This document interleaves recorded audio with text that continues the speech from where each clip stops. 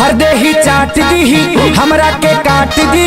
14 गो सुई लगी ए जानम ए जानम।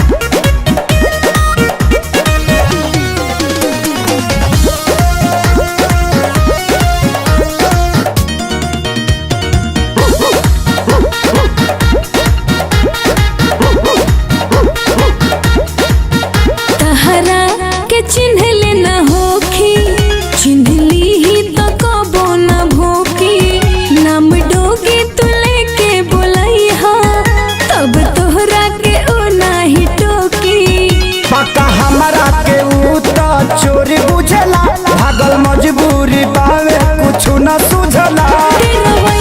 तू हाथे में लेके ढेला अरे हमके न फाने तोरा के देला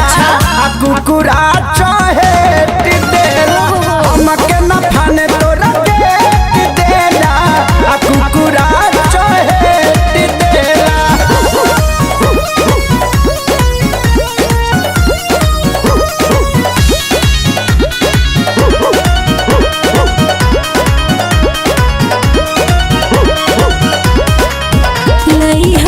छिपा के पिचकारी जदी देखी तो पंजा मारे बाकी आईहा भूल जन जाइहा